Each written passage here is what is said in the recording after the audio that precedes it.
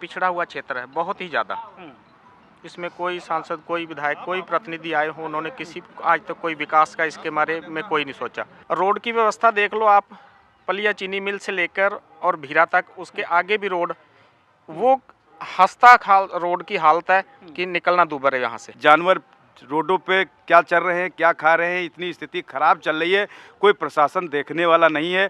हम लोग निगासन से एसडीएम को, डीएम साहब को अवगत कराया, इसकी मीटिंग हुई, लेकिन कोई संशय इसका निष्कर्ष नहीं हुआ। बहुत परेशान हैं हम लोग। इसकी सूचना दी जाए और जानवरों को जंगल में चराया दिया जाए। आगे आने वाले टाइम में जो इस चीज़ को लेकर आएगा, विकास को लेकर आएगा, उसकी बात होगी, ना कि जाति और धर्म पे बात होगी। ये पंडित जी जो बता रहे रहा है गाय दो पाल ले, तो 2 केरे फिर 4 हुई हैं, 4 केरे फिर 8 हुई हैं। जब इनका फिर कहाँ बांधे, कोई जगह कहूँ पर लई है आदमी। हाँ, बात तो सही है सर। भाई आदमी मजबूरी में यहाँ छोड़ता है। अब जब राजनीति में यहाँ आ जाते हैं तो गुंडा तो हर आदमी बन जाते हैं। नमस्कार, मैं हूं संजय शर्मा, आप देख रहे हैं 4PM न्यूज़ नेटवर्क। लखीमपुर जिले में हूं, पलिया विधानसभा में हूं, वही लखीमपुर जिला जिसके टैनी महाराज ने पूरी दुनिया में नाम गुजा दिया था। गन्ने का खेत है, आसपास गन्ने की मिठास है, लेकिन वातावरण में अभी भी टैनी की यादें हैं। मैं दुधवा नेशनल पार्क के बिल्कुल पास में हूं और मेरे साथ इस गांव के आसपास के प्रधान जी, पूर्व प्रधान और काफ़ी सारे लोग बैठे हैं। सोचा कि ठंड का मौसम है, आग जली है, तो कुछ राजनीतिक गपशप हो जाए, कुछ जानने की कोशिश करें कि इस इलाके की परेशानी क्या है, इस इलाके का माहौल क्या है। तो बातचीत का सिलसिला बढ़ाते हैं। सर, शुभ नाम क्या है आपका? संकटा प्रसाद। संकटा प्रसाद जी, पूरा नाम क्या है? संकटा प्रसाद लोधी। संकटा प्रसाद लोधी। संकटा प्रसाद लोधी जी। आप प्रधान है ना, पूर्व प्रधान है? जी हाँ। कौन से गाँव के हैं? खैराना ग्राम सभा पड़ती है। कौन सी? खैराना। खैराना ग्राम सभा पड़ती है। क्या माहौल क्या है लोधी जी इस इलाके का? अब इलाके का माहौल क्या होता है, हमारा तो भाजपा है। आपके भारतीय जनता पार्टी आएगी, तो आप भारतीय जनता पार्टी को शुरू से सपोर्ट करते हैं या अभी? नहीं, हम तो शुरू से सपोर्ट करते हैं। मतलब आप भारतीय जनता पार्टी को सपोर्ट करते हैं? हाँ। बिल्कुल एक बात ईमानदारी से बताइएगा, जो 2017 में भारतीय जनता पार्टी थी, जो जोश था, वो जोश अभी है या कुछ चीज़ें ऐसी हुई जो कुछ कमी हुई? नहीं, अब कुछ तो कम हुई है। कि मैं बहुत पूरे उत्तर प्रदेश के कई जिलों का मैंने दौरा किया है, कुछ कार्यकर्ताओं का, कुछ नेताओं का जो बीजेपी से जोड़े हैं, जो दर्द महसूस किया है। आपको क्या लगता है कि क्या चीज़ ऐसी है जो सरकार में आपने सोची थी वो पूरी नहीं हो पाई? हमारा केवल पेमेंट की दिक्कत है, गन्ना की और तो कोई दिक्कत है नहीं।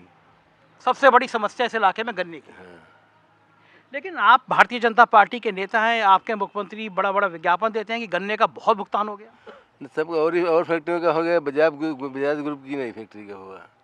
तो आप जब बीजेपी से जुड़े हैं तो आपने बीजेपी के नेताओं से कहा नहीं कि बजाज पे? अरे हमने कुछ नहीं कहा, हमने कुछ नहीं कहा। तो आप तो पूर्व प्रधान है, मतलब प्रधान से भरोसे किसानों का भविष्य होता है, तब भी आपने क्यों नहीं? लोग तो कहते हैं, लोग कहते हैं ना। लोग कहते हैं? हाँ, लोग कहते हैं। पेमेंट क्यों नहीं हो पा रहा? ये पता नहीं क्या बात है। अब तो कर दिया है, शायद जनवरी का दे दिया है, फरवरी का भी दे दिया है, थोड़ा दिया है। हाँ। क्या शुभ नाम है सर? सर, मेरा नाम गुरप्रीत सिंह है जी। गुरप्रीत जी कहाँ के रहने वाले हैं? मैं सर यहीं लोकल के ही रहने वाला हूँ। क्या हालात है राजनीति के इस समय आपके इलाके में? राजनीतिक के हालात तो सर आपने सुना ही है प्रधान जी से, जो भी प्रधान जी ने बताया आपको, और चल रहा। बाकी समस्याएं बहुत हैं। क्या क्या इस इलाके की खास समस्या क्या है? इस इलाके की सर, एक तो ये बाढ़ग्रस्त क्षेत्र है, पिछड़ा हुआ क्षेत्र है बहुत ही ज़्यादा। इसमें कोई सांसद, कोई विधायक, कोई प्रतिनिधि आए हो, उन्होंने किसी आज तक कोई विकास का इसके बारे में कोई नहीं सोचा। आज भी अभी नेक्स्ट थोड़ा सा पीछे 2 महीने पीछे चले जाओ, आपने भी देखा होगा, यहाँ जो लास्ट बाढ़ आई थी उसने तबाही मचा दी इस इलाके में। अब इस टाइम इस क्षेत्र के जानवरों को यहाँ खाने की, चारे की इतनी समस्या है कि आसपास के गांवों के लोग जो हैं वो रात को गन्ना चोरी काट के लेके जा रहे हैं अपने जानवरों को खिलाने के लिए।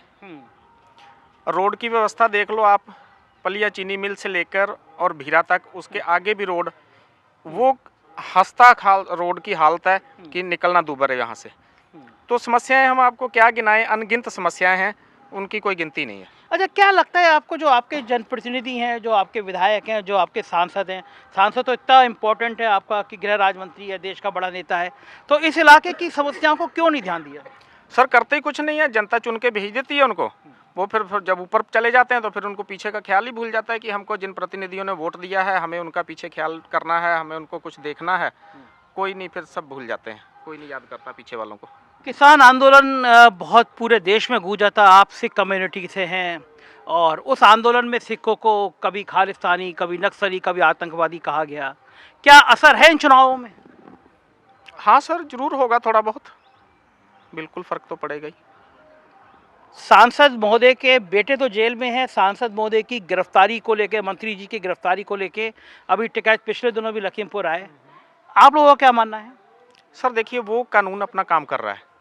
जो भी कोई अपराध करेगा, मैं करूँगा तो कानून मेरे लिए है, दूसरा करेगा उसके लिए है। वो कानून अपना काम कर रहा है, कानून के दायरे में वो उनकी गलती आई है तो उसमें कानून उनके लिए है। उस कानून के दायरे में उनके ऊपर जो भी कार्रवाई बनती होगी वो हो रही है और होगी।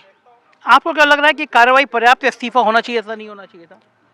हाँ सर, जिस कदर जो हालात रहे हैं उस कदर तो होना चाहिए था। बाकी अब क्या परिस्थितियाँ रही हैं उसके बारे में हम नहीं जान सकते। सरकार के पक्ष में माहौल है, सरकार के खिलाफ माहौल है?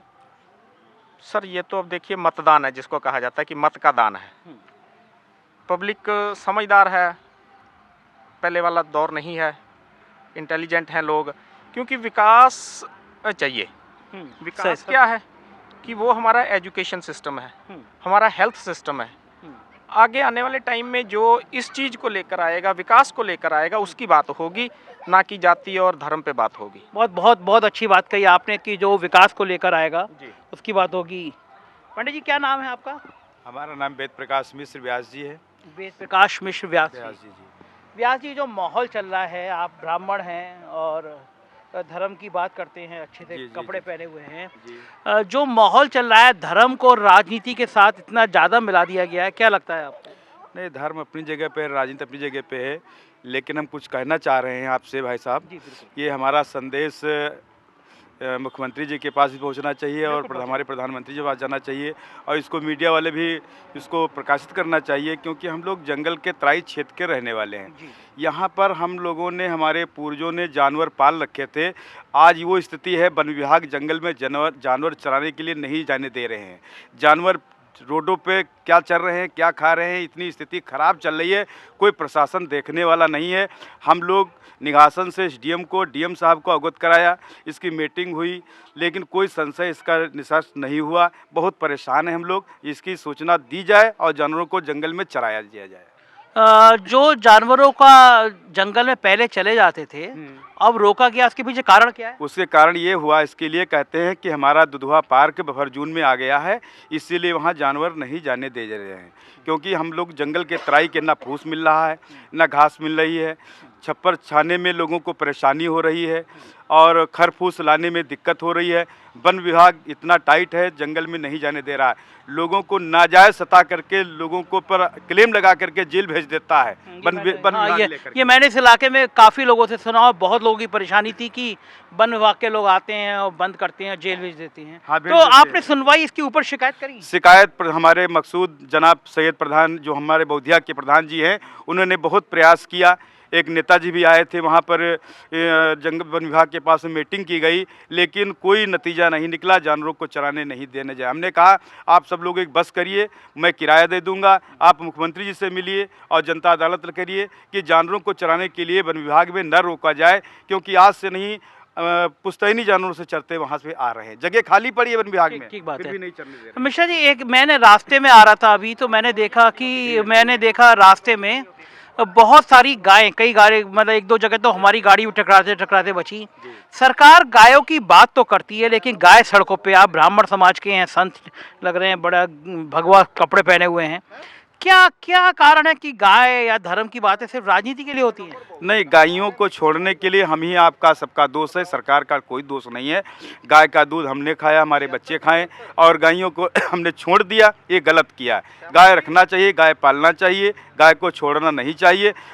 ना ही सरकार छोड़ने आती है, ये सब जनता छोड़ रही है। अगर दो गायें सब बांध लें तो स्थिति नहीं रह जाएगी।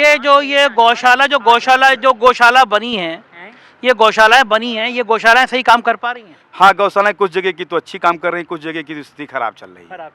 क्या नाम है आपका? हमारा नाम है श्री कृष्ण मिश्रा। श्री कृष्ण मिश्रा। श्री कृष्ण दीक्षित हाँ। पंडित जी हैं आप। हाँ। पंडित जी क्या चल रहा है, पॉलिटिकल माहौल क्या है?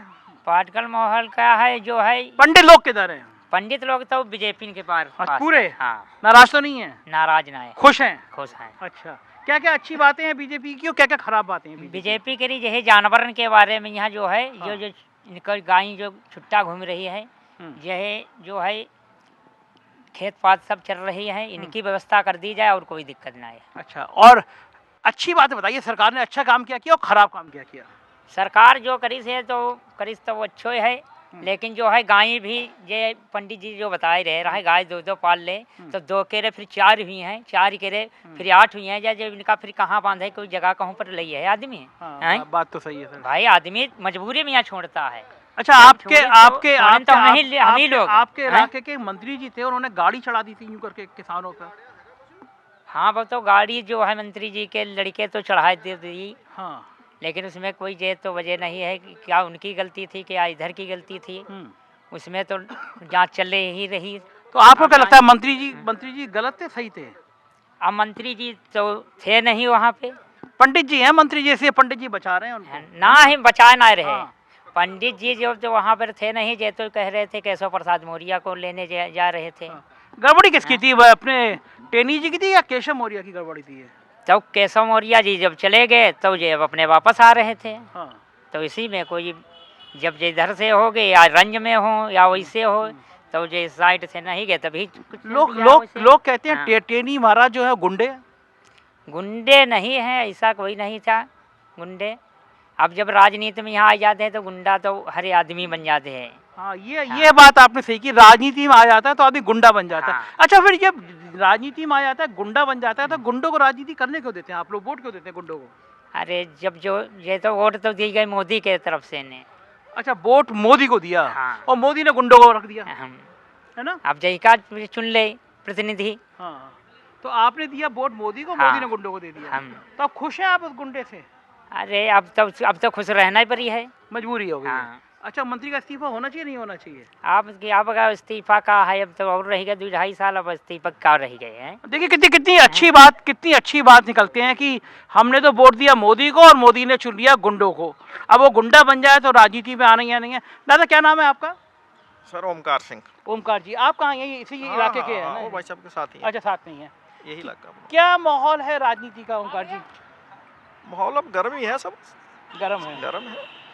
पिछला जो दौर था, बहुत खराब दौर, पिछले 3-4 महीने का, उस दौर की यादें हैं अभी लोग भूल गए? बिल्कुल है, भूलने वाली है ही नहीं वो। भूलने वाली नहीं है। नहीं चुनाव में असर पड़ेगा? भाई, चुनाव में असर, अब चुनाव सामने ही है, थोड़े दिन के बाद क्लियर हो जाएगा। एक मंत्री का बड़ा खराब बयान आया था, उन्होंने कहा था कि ये जो घटना हुई है इसमें बब्बर खालसा की साजिश, मतलब इस इलाके में लोग कहते हैं कि हिंदुओं को और सिखों को बीच में दरार पैदा करने के लिए रणनीति बनाई गई थी। तो ये तो मुझे लग रहा है खाली इस इलाके की बात नहीं है, तो जगह जगह घुमाई जाती है बातें। अब लोग सचेत हैं, वो इन चीज़ों में नहीं फंसेंगे, इन बातों में अब नहीं फंसने को कोई। तो ये सरकार, ये जब आंदोलन हुआ किसानों का, ये खालिस्तानी है, नक्सली है, ये सब बातें क्यों करती है? आपको क्या लगता है? पता नहीं, ये लोग बांटना चाहते होंगे, लेकिन अब हर आदमी शिक्षित है। अब ये जो चीज़ें हैं लगभग हर आदमी को पता चल गया, हर आदमी समझ रहा है इस बात को, अब वो इस खेल में नहीं फंसेगा।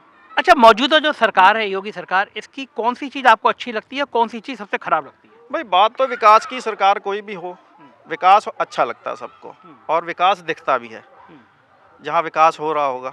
अब यहाँ आप लोग इतने घूम रहे होंगे, एरिया देखा होगा क्या कंडीशन है, सड़कों की क्या कंडीशन है, फार्मिंग लैंड है सारी यहाँ।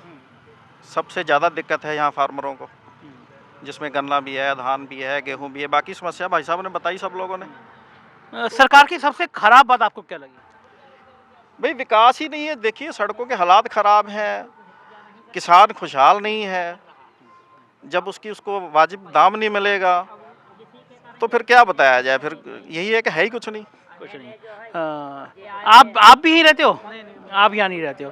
तो आपने देखा कि यहाँ के हालात जो हैं किस तरह हैं, इस इलाके की सड़कें ख़राब हैं, गन्ने का भुगतान हो नहीं रहा है, जानवर, आवारा जानवर परेशान कर रहे हैं, जंगल में जाते हैं तो वन विभाग के लोग परेशान करते हैं, झूठे मुकदमे लगा के जेल भेज देते हैं। ये सारी बातें चुनाव में मुद्दा बनती हैं। आप मंच पे कितना ही भारत पाकिस्तान, हिंदू मुसलमान, तालिबान, दाढ़ी टोपी, छोटा पजामा, ये सब करते रहिए, लेकिन जब आपका वोट का सवाल आता है तो आपके इलाके की सड़क कैसी बनी, आपके इलाके में पानी आया नहीं आया, आपके इलाके में आवारा पशु ने कितना नुकसान किया और आपके एमएलए और एमपी ने सुना या नहीं सुना, ये बातें मुद्दा बनती जो हैं। आप धर्म का तड़का, जाति का तड़का, अब लोग शिक्षित हो गए हैं, जागरूक हो गए हैं, कम चल पाता है। चुनाव में असली मुद्दे ज़्यादा काम करते हैं। मैं इस इलाके के अलग अलग हिस्सों में कुछ बातें और सुनाऊंगा।